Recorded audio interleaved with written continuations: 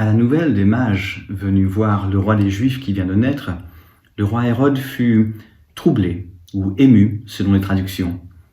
C'est que la présence du Christ, même petit enfant, vient déjà bouleverser le monde. Un bouleversement peut être une chose positive, surtout quand il interroge ou conteste une situation d'oppression ou d'injustice. Ici, le roi Hérode se sent menacé par un concurrent potentiel, un roi des Juifs. Il craint pour son propre pouvoir. Et tout Jérusalem avec lui, nous dit le texte de Matthieu. C'est dire combien les gens sentent qu'une telle nouvelle peut changer drastiquement les perspectives, soit en contestant la manière dont certains se sont accommodés avec le pouvoir du moment, soit en tant que juifs religieux, attendant le Messie. Il y a une attente palpable.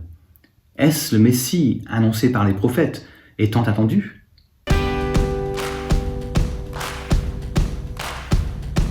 C'est Jésus lui-même, après son baptême dans le Jourdain par Jean le Baptiste, qui dit dans sa toute première phrase exprimée et relatée par l'évangéliste Marc au chapitre 1 verset 15 « Convertissez-vous et croyez à la bonne nouvelle ».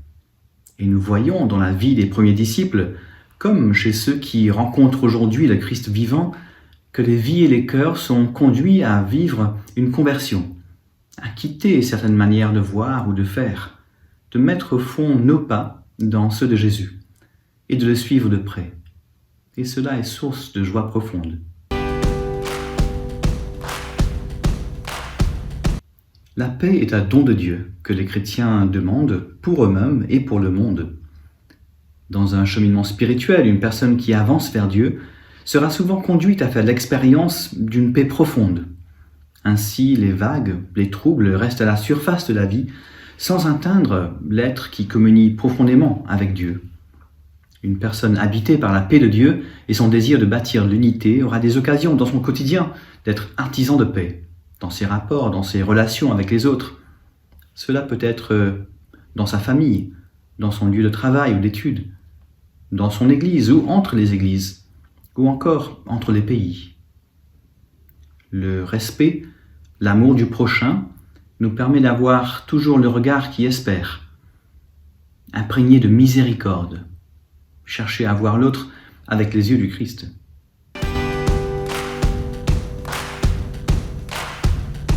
Seigneur, que chacun de nous se laisse habiter par ta présence divine pour communier profondément à la paix que toi seul peux donner, afin que sur les chemins de la vie, nous puissions être d'authentiques témoins de la paix, pour que le monde s'apaise et puisse t'accueillir comme son sauveur.